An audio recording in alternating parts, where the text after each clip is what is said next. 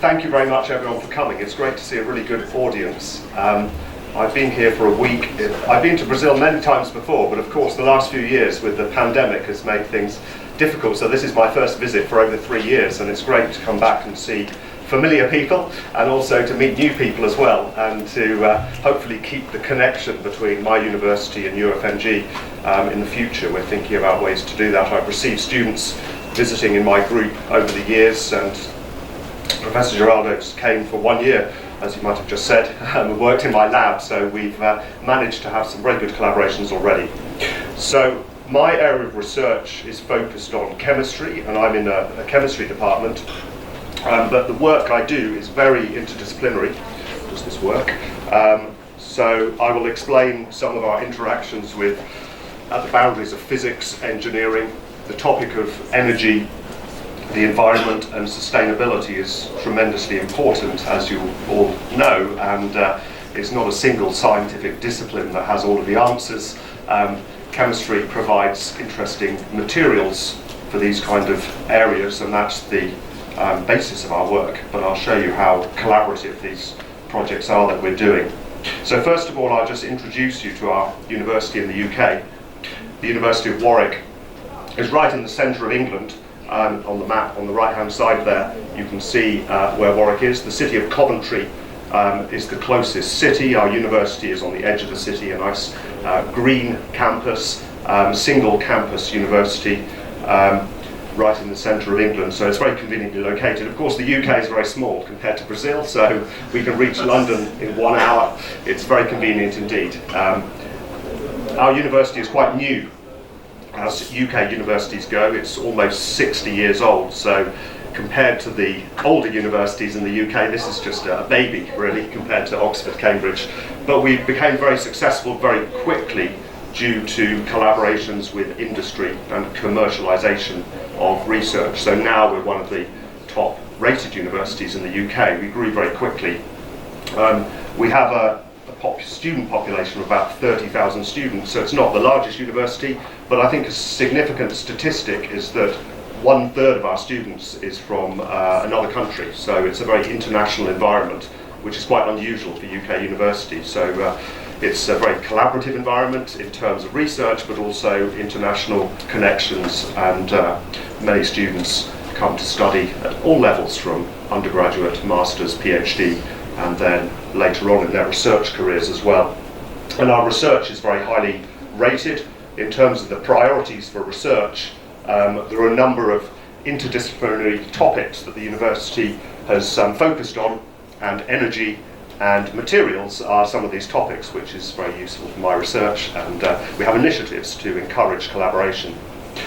Importantly, although we have the traditional disciplines, chemistry, physics, engineering, we have life sciences of course as well, our research is brought together in various collaborative ways. So I'm lucky, my laboratories are in materials and analytical science building, which means that I work alongside people from physics and from engineering. So we teach in our home departments, but our research is done using shared laboratory space, and that really encourages collaboration, which is so important. Being able to talk to people every day with no barriers really keeps research moving.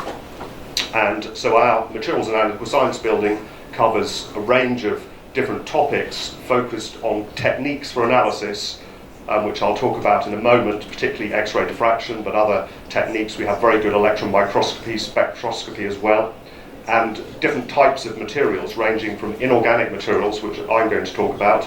Photovoltaics is another big topic, molecular materials, ceramics, polymers. So it brings together people working on different types of materials and different types of analysis as well. Myself, I am the director of our X-ray diffraction facility, and this X-ray facility is shared across the university, so it's not my lab, it's open to anybody to use. So that sharing of equipment allows us to really have an excellent facility. The university invests in shared equipment so that all students can access the equipment they need for their research. And we have a large number of X-ray instruments, 13 instruments altogether, from single crystal diffraction, powder diffraction. We have spectroscopic techniques, elemental analysis. We have on the bottom right here a new facility soon arriving, electron diffraction. This is automatic electron diffraction for structure solutions. So it's much more than just X-ray diffraction. It's crystallography and spectroscopy as well. And having students coming to visit the labs is a really great way to discover new collaborations, actually. It starts from the bottom upwards. It's not just the professors or the administrators telling us to collaborate. The students meet each other and share knowledge and learn what the others are doing, and that really has led to new projects in a spontaneous way. That's really great. So as well as our own facilities, we're lucky in the UK to have some national facilities for characterization of materials. So Warwick is in the centre of the UK here, near Coventry. Just south of us, near Oxford, we have this campus for scientific research. Diamond is a synchrotron X-ray facility, and ISIS, maybe an unfortunate name, but it's named after the river that runs through the region. Traditionally was called ISIS over hundreds of years ago, so nothing to do with terrorism. This is a neutron facility as well, which sometimes confuses things doubly, but this allows us to do neutron measurements, diffraction, spectroscopy, and these are national facilities, international in fact. People come from universities across Europe to use these facilities. It's only an hour away from our university, so this makes access very easy, and I have jointly sponsored students, for example. Previous students of mine now work at this facility as well, so this builds all of these connections, which is so important in all areas of research, of course.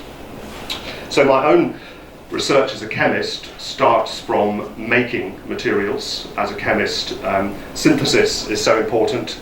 If you're going to discover some new property, you need a new material to make a big change. You can only make small steps of change if you just modify existing materials.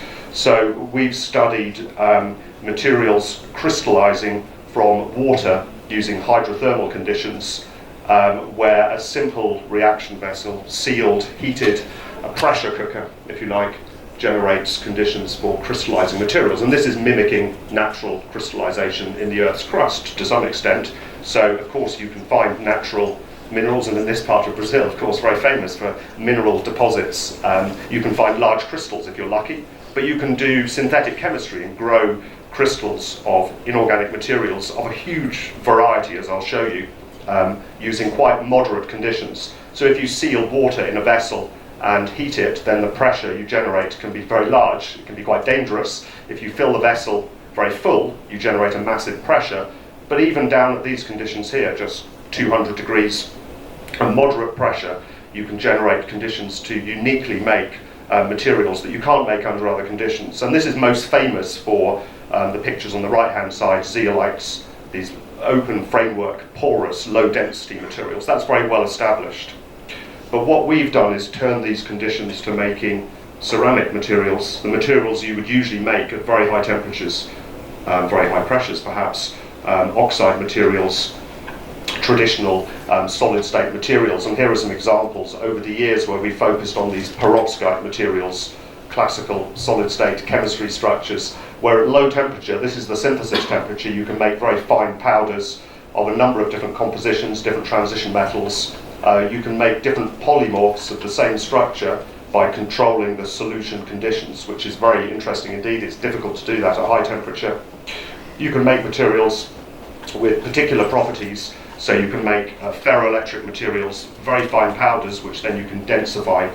If you're a physicist, you'll understand that you need to make very well densified ceramics to get good bulk properties, and these fine powders allow you to do this. So my lecture today, I'm going to have two parts and give you two examples of how we've used this chemistry to make materials of relevance for energy and then for sustainability as well. Two very different types of materials, but our work stems from the synthesis, so that's where we have this common link.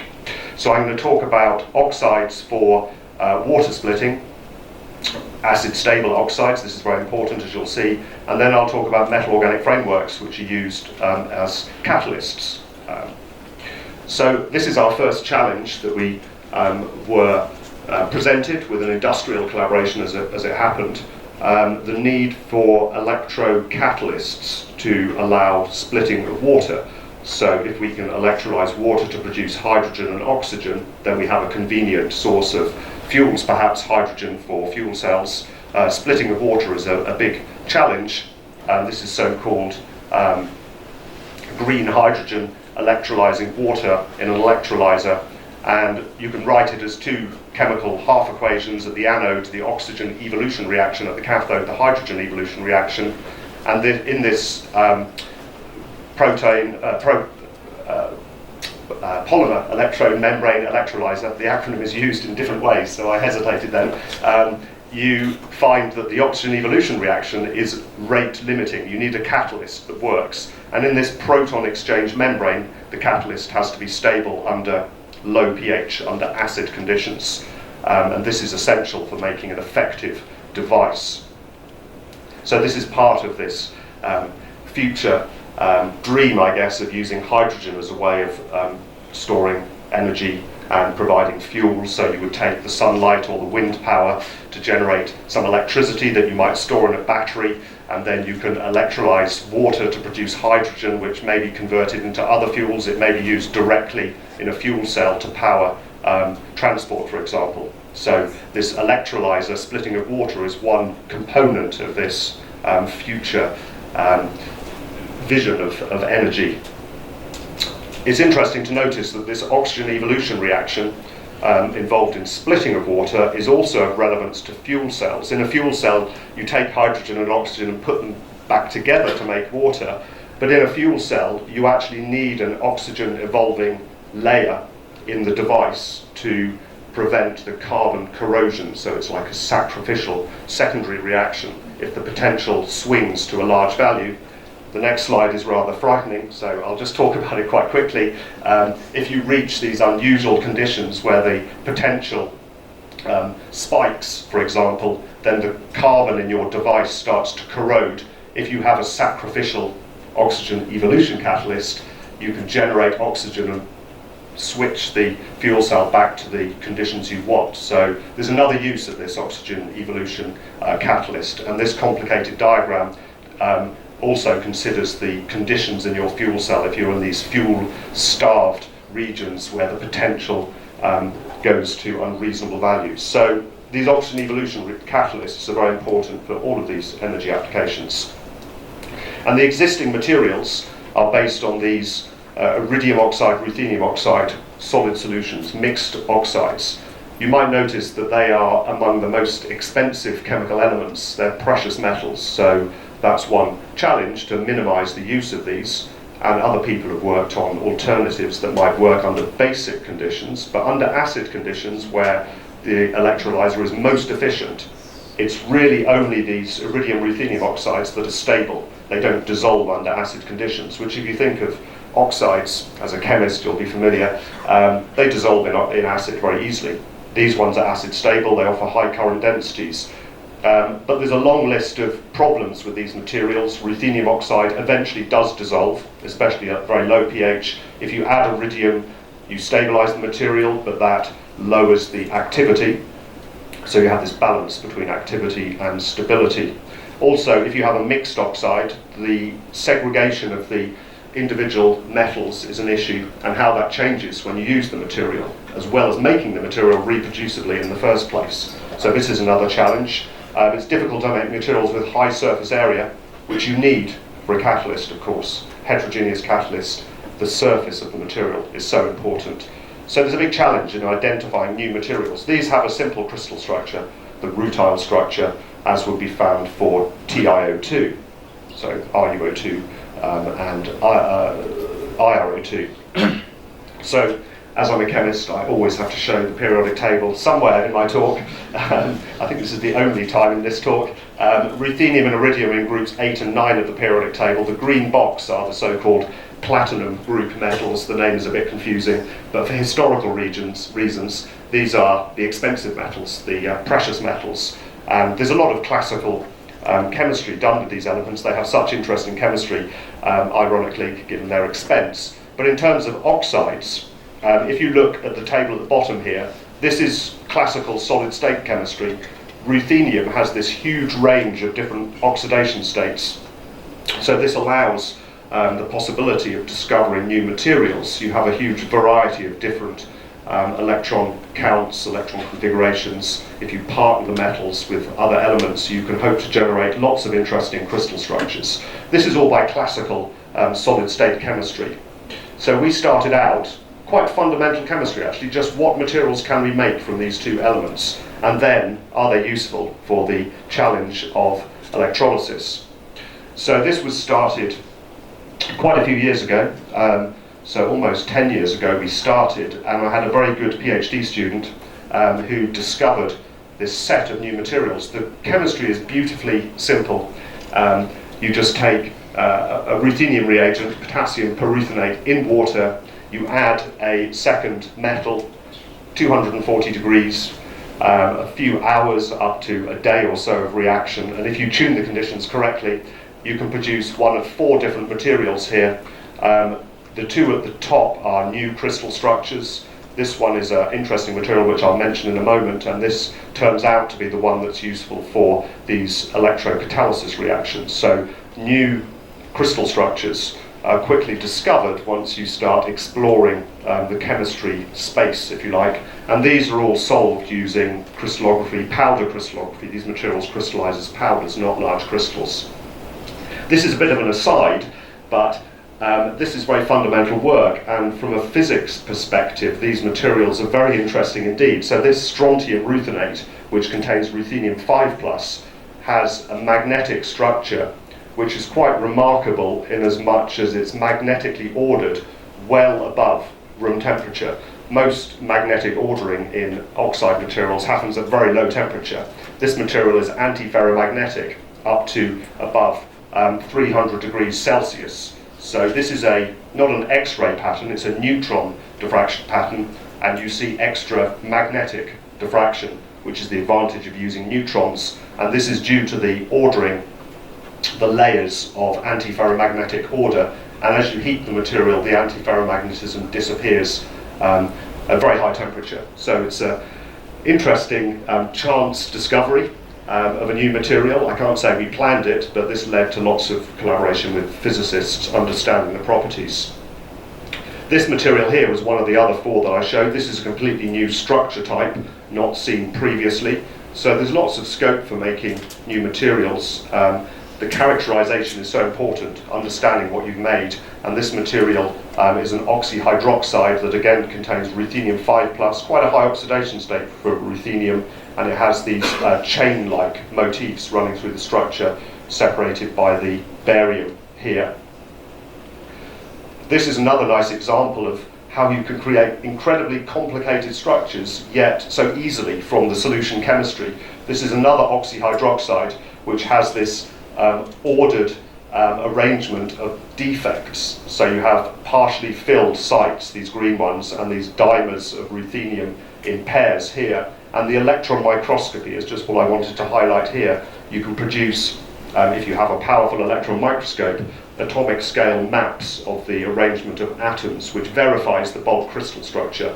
So even though these are crystallized very easily from water at just 200 degrees Celsius, they crystallize into remarkably well-ordered configurations. And this is a strange concept, I guess it's an ordered arrangement of disorder, if you like. The defects are ordered in these structures. Very beautiful pictures that we produce here. It was very nice to see that a few years later, another group in France, completely independently, a group in Amiens in France, continued this exploration of space, if you like, chemical space, changing the pH, and identified a whole other set of materials. So some of them are our materials, sorry, this one here, for example, this is our material as well, but there's more materials waiting to be discovered in this space as well. So they say imitation is the highest form of flattery, so these people nicely followed our work and discovered more materials. So I think it's nice when that happens sometimes, as long as you're the first who does it. And so what we've done is put our materials on this map. This is just based on observations, so we can identify regions of space, chemical space, where we have pH, we have elemental composition, we can divide the space into different oxidation states, the boundary between ruthenium 4+, ruthenium 5+, and the red spots are the hydrothermal synthesized materials. So they form in a region here, which is quite interesting. I don't know what this means. One day I'll find a computational chemist who can come along and tell me what it means and make some predictions. But this kind of sets the groundwork for what's a growing area in chemistry and all of science. If you compile these maps, these databases, then perhaps you could use techniques like machine learning then to predict the outcome of future reactions. But it's early stages, of course, and for chemistry, the synthesis has so many variables which are finely balanced. It's quite early days. As it turns out, it's this material here that works for our challenge of electrolysis and electrocatalysis, this so-called pyrochlore. This is calcium ruthenium oxide. So I'll just talk about the structure of this. So this is some fairly basic inorganic chemistry, solid state chemistry. This is the fluoride structure, AO2, so this will be found for calcium fluoride, CaF2, or uranium oxide, UO2, cerium oxide, and this has cubic close packed cations with the oxide ions sitting in these tetrahedral sites. The pyrochlore structure, the mineral pyrochlore, is a niobium oxide. I guess it's found here in Brazil, not so far away, isn't it? The mining of niobium relies on this pyrochlore, where this B metal is niobium. If you compare these two pictures, you'll see that there's an oxide ion missing. There are oxide vacancies, so this one here doesn't have an equivalent over here. The oxides are still tetrahedral, but when you remove one of them, this B metal has a lower coordination number. So you have the possibility of combining two metals in the same structure. The oxides that remain are still tetrahedral. One of them bridges both the blue A and the green B, and there are others, unique ones, which just bridge the blue A site as well. So you can relate this structure back to some simple crystal structure that maybe you're familiar with on the left-hand side. And the nice thing about this structure is we can accommodate ruthenium and iridium in partnership with other metals. So we can have a set of materials, remembering that the ruthenium and iridium oxides are the acid stable materials that we need for electrocatalysis. So we can combine iridium with a range of different large 3+ cations. We can mix iridium and ruthenium. We can mix iridium with other metals to produce a family of these materials. And we've made them all using aqueous conditions at moderate temperatures. They crystallize very nicely, and we produce fine powders which can be used as electrocatalysts. So they're not a new crystal structure type, but they're a new set of compositions.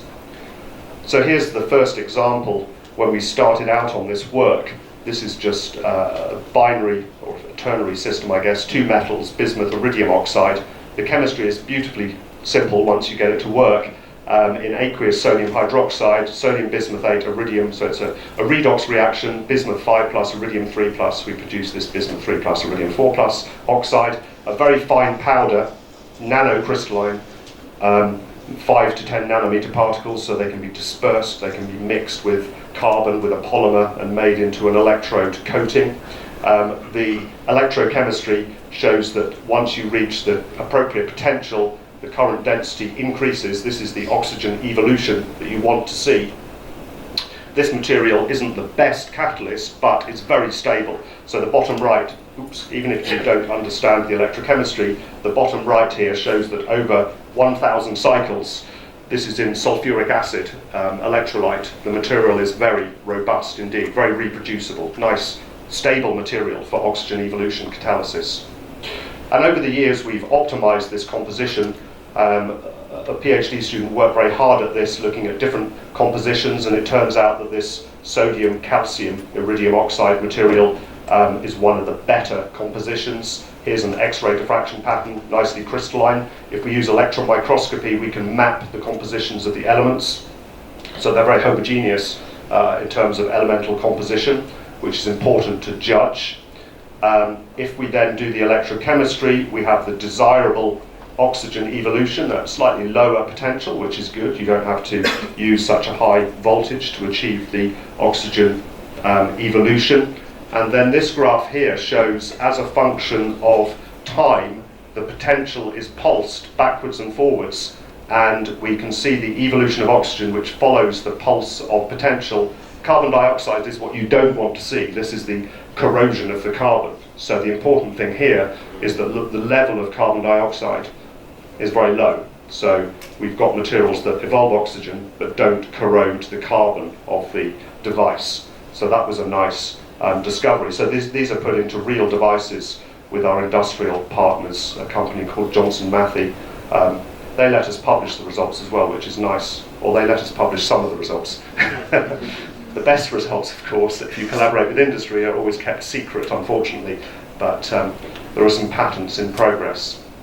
These graphs a slightly more in-depth look at the stability of these materials. So we looked at what happens if you try to dilute the iridium. Iridium is very expensive, so can we substitute in some other metals just to keep the iridium content low? Of course, we already have sodium and calcium, so we've already done that, but we can add other metals. They turn out to be a strange choice of metals if you're a chemist, but they're all metals which have a +4 or a +5 oxidation state. This Tafel slope is a measure of the ease of generating oxygen. It's a measure of it's to do with the kinetics of the process, and you can measure it directly using electrochemistry or looking at the evolution of oxygen. And all of these materials, there is some competing process. This dotted line is where you should be. This material behaves most like the ideal case. So for all of these materials, they kind of deviate from the ideal. There's some other processes happening at the electrode. But the important thing really is this oxygen to CO2 ratio. You want this to be large. So these materials up here are the best. These ones are not so good because they also produce CO2. So really this material here, Y = 0, is closest to the line here and has a large amount of oxygen. And ironically, this is the material where you've just kept the iridium. That adding the second metal doesn't matter. But it was a good fundamental study and shows the versatility of the chemistry that we can do. So now it's useful to think about not just making materials and showing that they work, but understanding how they work, doing some measurements to understand the mechanism of the catalysis. And this is crucial, of course, then to take things further and to design even better materials. So we've done this very systematically, and we turn to using spectroscopy to follow the catalysis in situ as we make the measurements.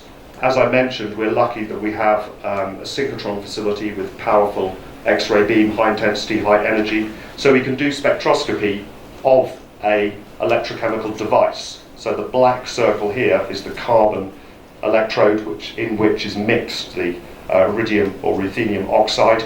This is a very simple device. This was kind of the first model, but it kind of shows the various components. It has the appropriate electrodes for controlling the potential. We can sweep the potential across the desired regions, and it's a large volume, but we can flow the aqueous acid electrolyte, sulfuric acid, over the electrode. So we're mimicking the conditions used in a real device. This is the cell on the synchrotron beamline. So this thing here is actually the detector. It's a fluorescence detector. And this view here on the right is if you were an X-ray coming from the synchrotron, this is what you would see, and the detector is sitting here. So you measure the fluorescence coming from the sample, which tells you information about the local environment of each element. It's X-ray absorption spectroscopy measurement. So just to point out some details here, this X-ray absorption fine structure measurement, we measure this Zane's spectrum, which is a fingerprint of the oxidation state. Quite simply, it's related to the ease of removing the electron from the core levels. We have a calibration graph, so we can define the oxidation state using these reference materials. If we look more closely, as the electron is excited, it encounters the surrounding shells of electrons. We have this fine structure spectrum which we can fit and measure the distances in the solid. So it's not a crystallographic technique, it's just focusing in on each atom in turn and understanding the local structure. In this case, we're looking at iridium. So as we make our measurement, we can change the potential and we can follow the shift in the spectrum, so we can see the oxidation state changing in real time under real conditions and understand how the material behaves. If you zoom in on the graph, you can see that there's a real shift to higher energy, which is oxidation of the iridium in situ in the electrochemical cell. So we can plot applied potential versus oxidation state, and our iridium starts about here, intermediate oxidation state between 4 and 5. They're metallic materials, so the electrons are delocalized. And then as you switch the potential, when you reach the oxygen evolution conditions, the iridium is oxidized and then it's reduced as you sweep the potential back, and then you can start the cycle again. So the redox chemistry of iridium we're following here in our measurement. Interestingly here, the materials of 2 different particle sizes, and you would expect the smaller particles with a higher surface area perhaps to have a greater activity, but this is showing something interesting. There's not much effect of particle size. So the smaller particles behave in a similar way to the larger particles, which I'll come back to in a moment. If we then analyse the data fully, we can look at the iridium-oxygen bond distance, and if we plot this, as we oxidise the element, the bond distance becomes shorter. This is what you expect from chemistry. If you have a more highly charged metal cation, the surrounding atoms are more tightly bound, so the bond lengths become shorter. And then as we reduce back, the bond distances become larger. The red spots here are repeated measurements just to check that it's reproducible. We've done it more than once, basically.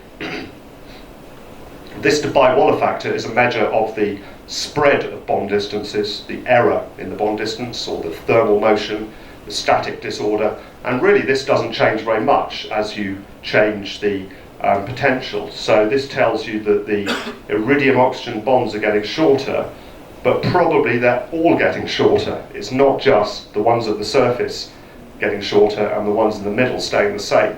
There's an interesting effect here. So at the end, we can come up with a model for the mechanism of catalysis. And in the literature, there are 2 extreme types of model.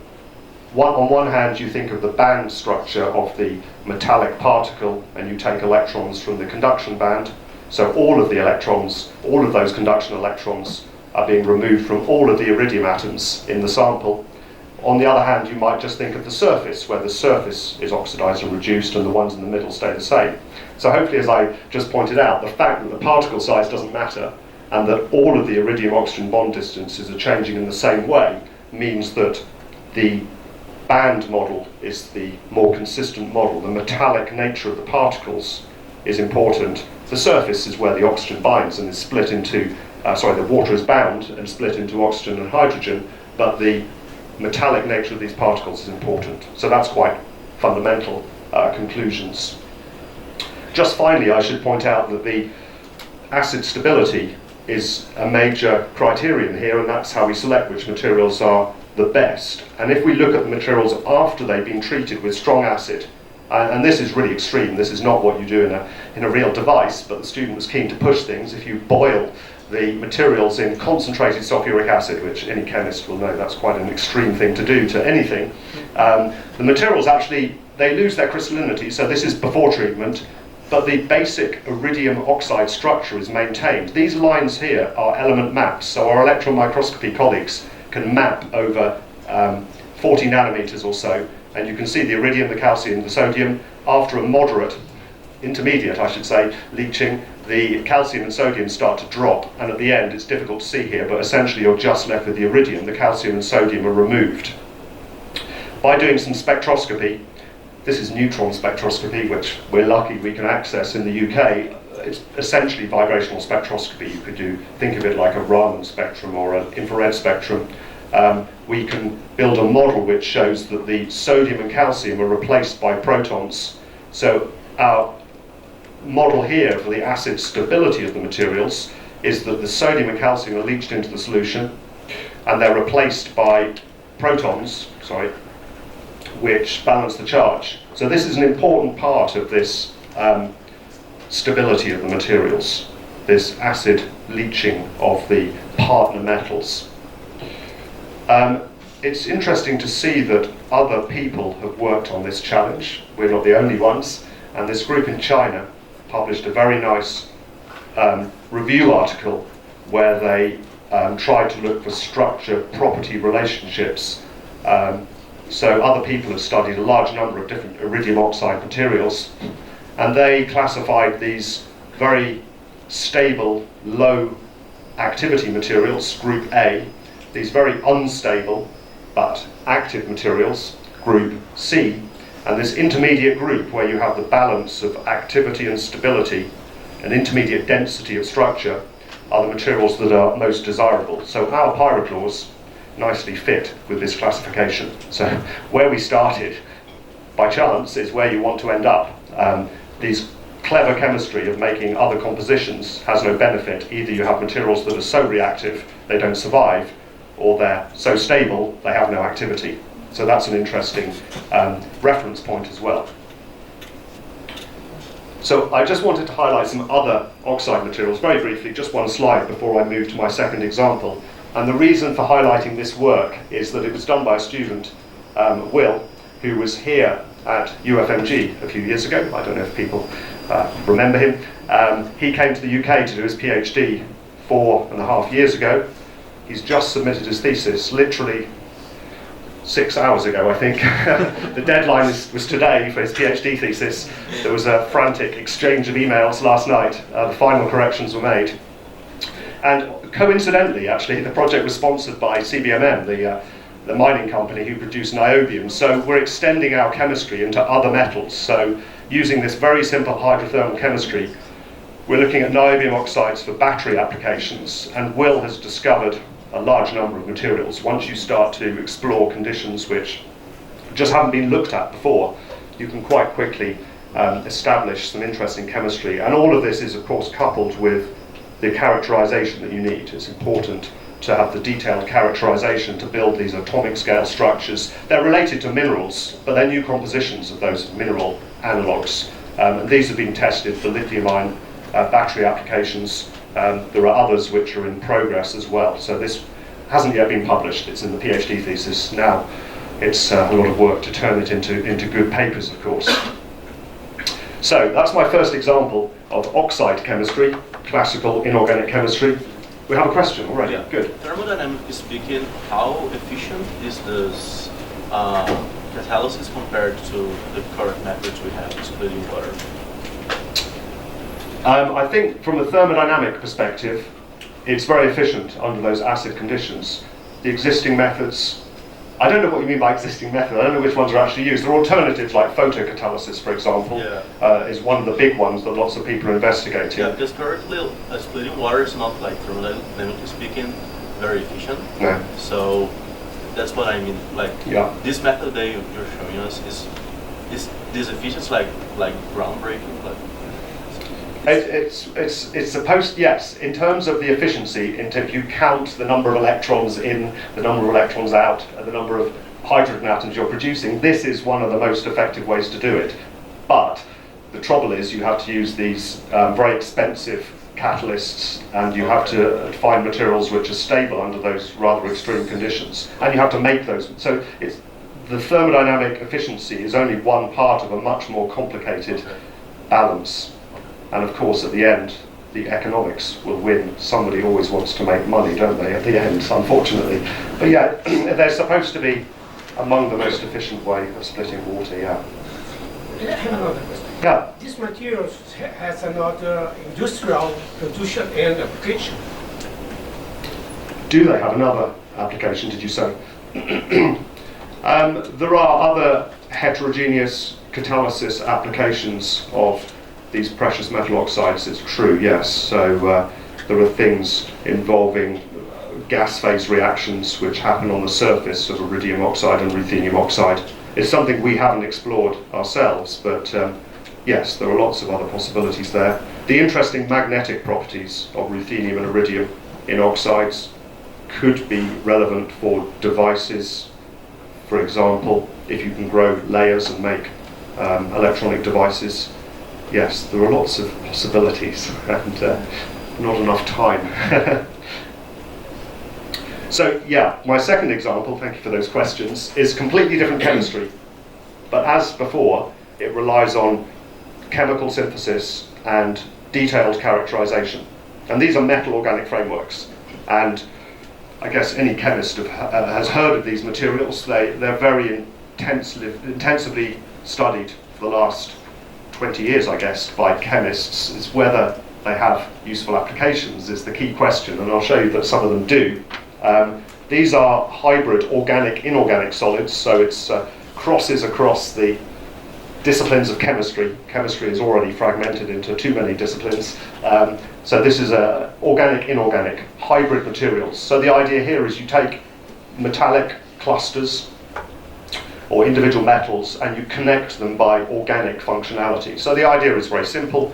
It's essentially coordination chemistry in 3 dimensions. So it's exactly the same as you would process to make a coordination compound, but your ligand connects across in space, so you produce an infinitely extended network. The most famous people who started this research 20 years ago or more, Yagi in the USA, in Berkeley, Faray, who passed away unfortunately a few years ago in Versailles, developed families of these materials. These yellow circles here are not giant atoms, they represent the space in the structure. So one aspect of these materials is their very low density, high porosity, which you could engineer perhaps by having large linkers, large organic ligands. You can also explore the whole of the periodic table, so you can make materials that contain rare earths, main group metals, transition metals. The structures have different dimensionalities of the metal clusters. There's a tremendous variety. Some people say an infinite variety, but I mean you're limited by the periodic table, but if you think of organic chemistry and the design of ligands, you can add any functionality you can imagine to make more complex materials. In terms of catalysis, these metal organic frameworks potentially offer some interesting properties. This is just a generic metal organic framework structure where you have metal clusters linked by ligands. In terms of active sites, you might have redox active metals, transition metals that can switch oxidation state. You could imagine having Bronsted acidity. You might simply have OH groups or some other organic acid functionality. In general, you can functionalize the linkers, so you can add some specific chemical functionality that will enable a reaction. Coordinatively unsaturated metals, if the metal has no ligands, has a vacant site, it's a Lewis acid center. And this is coupled with the fact that the metal organic framework has an internal porosity, so there's a possibility of shape selectivity, as you would find for zeolites and other porous materials. So you could engineer the chemistry to happen within a cage. But even if you don't use this internal porosity, the external surface of the crystal presents probably some unique activity. I'm always skeptical about how much of the internal space is used, so I say from the start that the external surface of the crystal is also important for heterogeneous catalysis. One interesting idea, of course, if you're an organic chemist, you can make chiral ligands, materials that have a centre of chirality, left-handed, right-handed forms, so you could possibly design chiral solids. And you can tune the hydrophobicity by appropriate functional groups, so you could have some solvent switching effect. If you made a material that was hydrophobic or hydrophilic, then you could selectively allow molecules to enter the structure. So lots of possibilities for MOFs. So our work in this area has focused on the idea of sustainability, part of the bigger picture of energy and the environment, and particular looking at this catalytic transformation here, taking glucose and converting it to this 5-HMF molecule. Glucose can be produced from biomass, waste biomass, maybe the leaves, the seeds of shells, for example, the bits of plants that you don't usually use. If you can digest them and extract the cellulose, you can convert this into glucose, which, if you have the right catalyst, you can make this molecule, which is then the precursor to all sorts of interesting everyday substances, from plastics, polymers, drugs, pharmaceuticals, agrochemicals, for example. It's so-called platform molecule. There's a debate, of course, about whether you should be using glucose for this process or for food. There's that consideration, but it's still an interesting possibility. If you look at the chemistry, I'm not an organic chemist, so this frightens me as well, but this is glucose. If you have a Lewis acid, you can turn glucose into fructose, and then a Bronsted acid, you make your desired molecule. There are other pathways here as well. And traditionally, in the literature, this has been done using homogeneous chemistry in a solution with some rather corrosive, toxic reagents, metals that you wouldn't really want to have in your product at the end, using mineral acids, lots of different solvents, sometimes very complicated solvents. So this process hasn't really been optimized. And another downside of this is this byproduct, the precipitation of these insoluble polymeric humins, as they're called, which precipitate out of the reaction. So designing a catalyst which has this Lewis acidity and Bronsted acidity without producing these undesirable side products is important.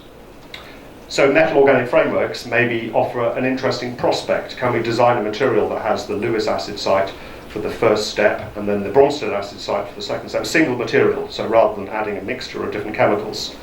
So we started looking about 5 or 6 years ago.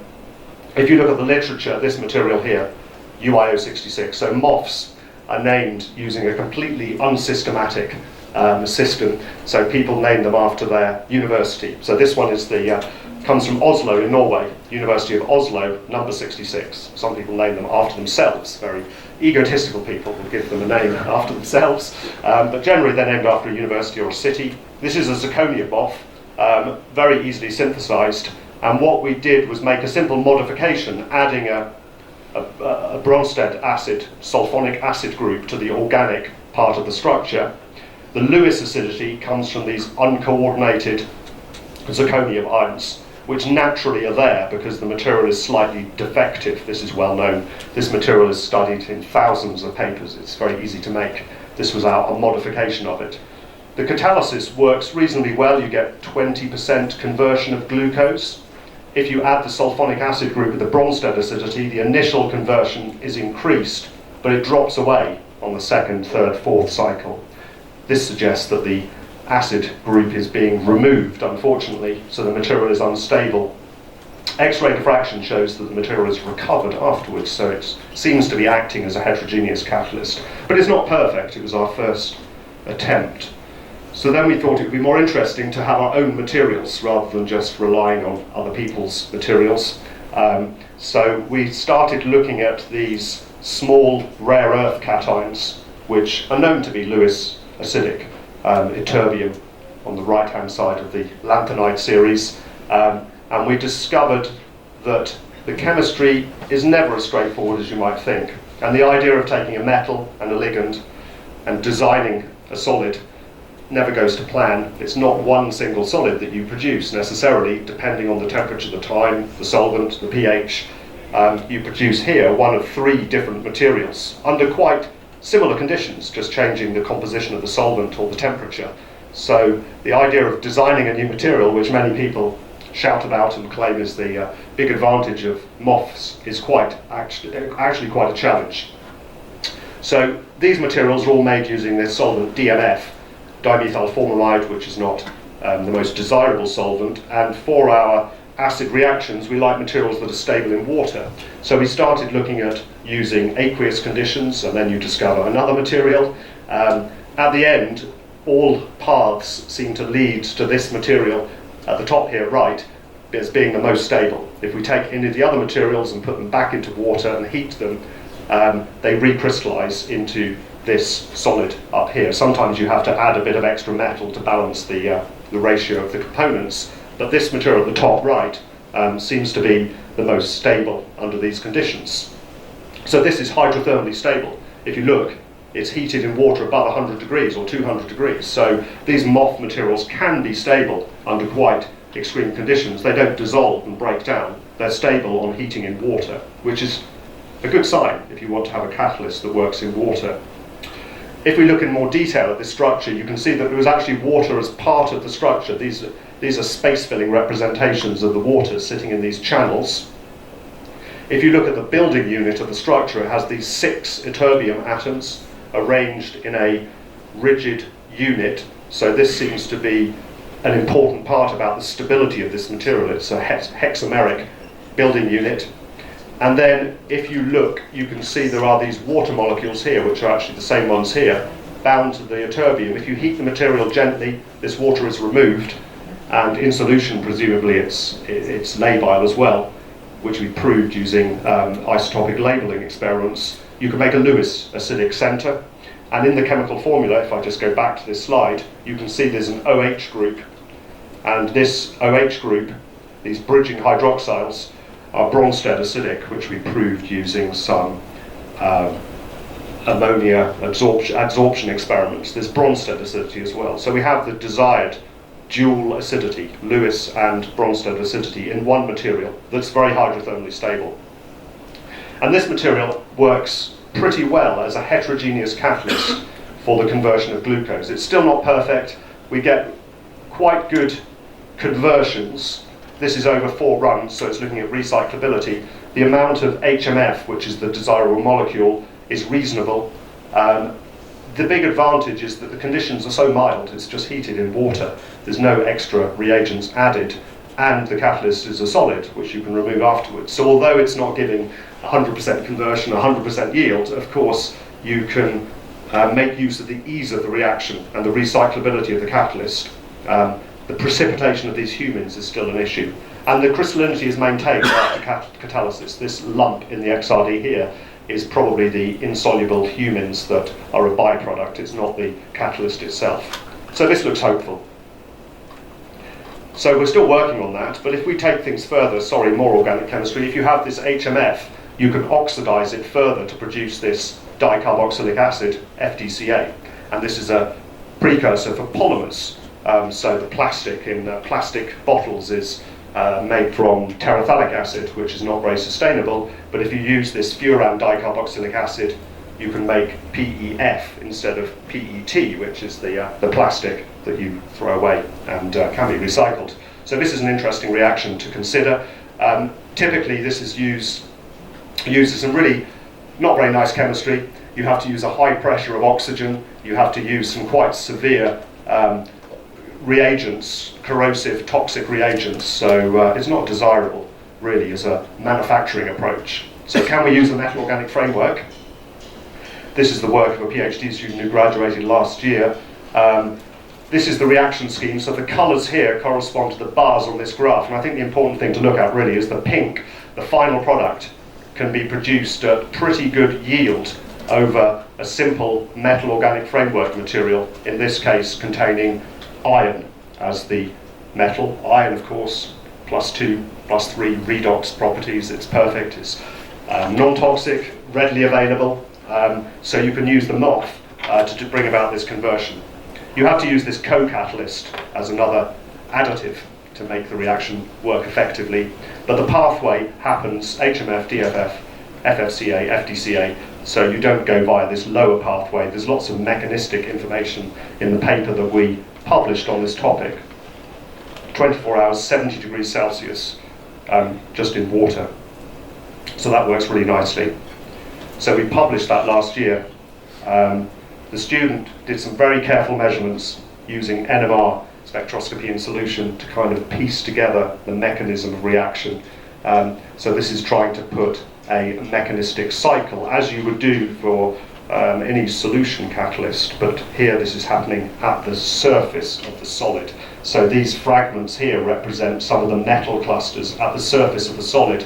So we have one cycle here starting from the HMF, which produces the DFF over here, and then the DFF here gets converted into this molecule over here. So it's a stepwise process. There are more details in the paper that we published. So the material seems to work pretty well.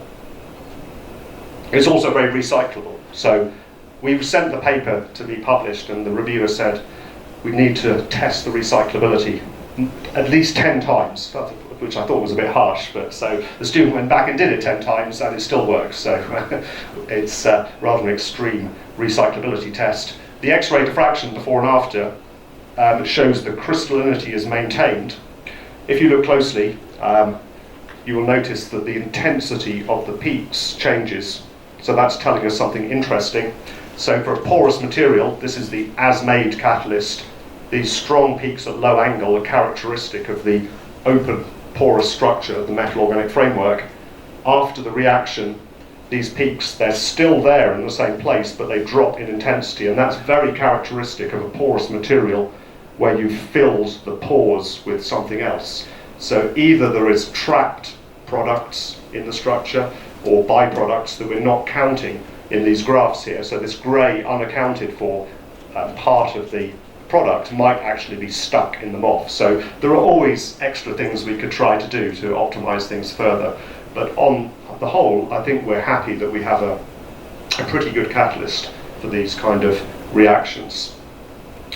So what we've done in those last reactions is taken this molecule which was produced from glucose and turned it into this dicarboxylic acid. And you might notice that this dicarboxylic acid looks a bit like a ligand to make MOFs from. So the obvious thing is, why not try and make some MOFs from this? So this is another student who's part the way through her PhD, Sashrupa. She's from India. She's incredibly talented, a whirlwind of activity, producing lots of new crystals. This is using the metal yttrium, another small rare earth from not from the lanthanides, but from group 3 of the periodic table.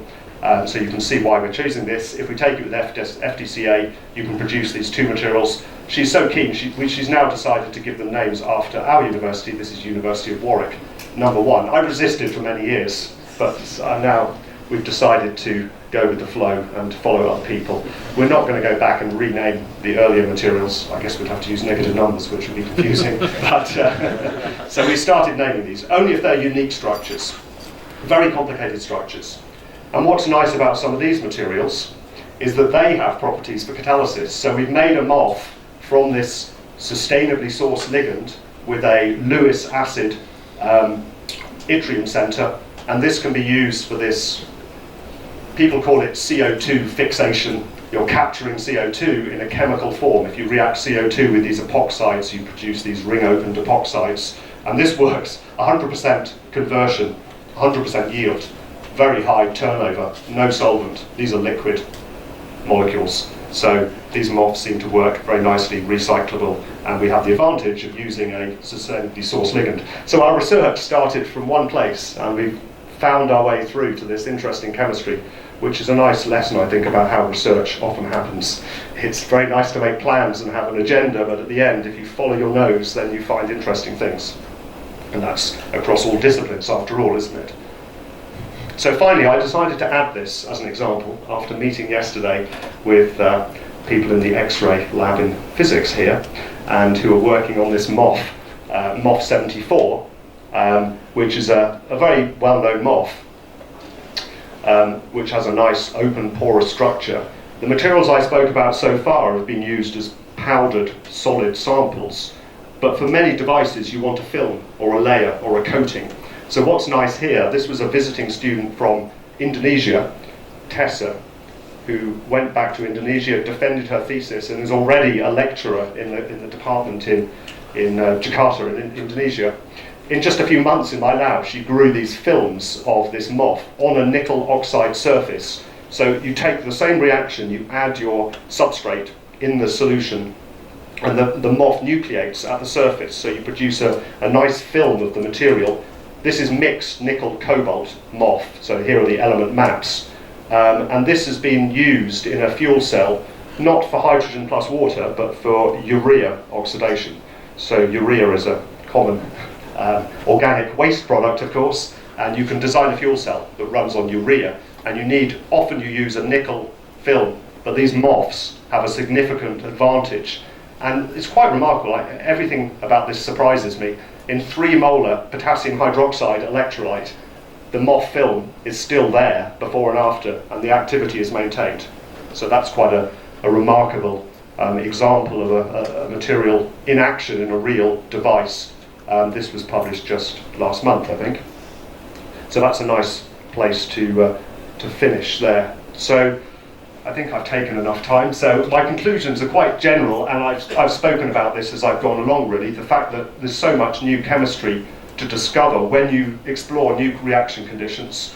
And the same principles that I've applied here for 2 very different types of materials will work across other families of solid state materials.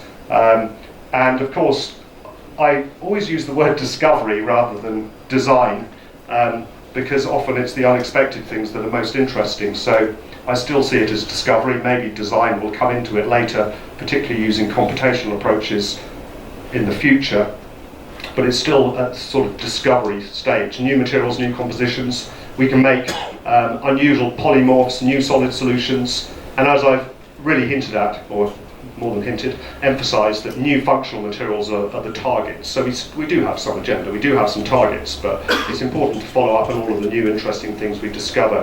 One thing I haven't really focused on is the fact of this hierarchical control. Controlling the shape and the size of the crystals would be another level of detail that we could implement using our process. We focused on the crystal chemistry, but being able to change the shape of the crystals is also important. I still maintain that it's quite difficult to predict what we're doing, so you need the careful analysis to underpin all of this. So there's lots of people to thank, so I've got 3 acknowledgement slides. The people, of course, are very important. So these are the group members that in particular worked on the projects, and I mentioned some of the names here as I've gone through. We work very closely with the ICIS Neutron Facility. Helen Playford is a previous student of mine who's now a permanent scientist in physics in Warwick.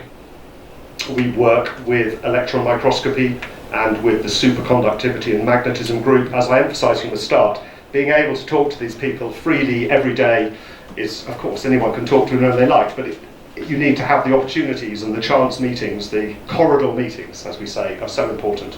Engineering as well. We're lucky at Warwick that the buildings are all interconnected, so we have these meetings. The engineering group work on chemical engineering, heterogeneous catalysis. The synchrotron as well is very important, and we worked with another university, Southampton, to design the in situ experiments. My international collaborators in Indonesia and CBMM, we're working on the niobium oxides.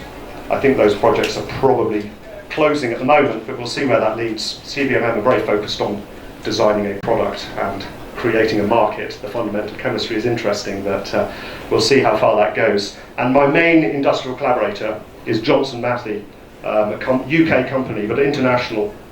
They work on all sorts of materials for sustainability and catalysis.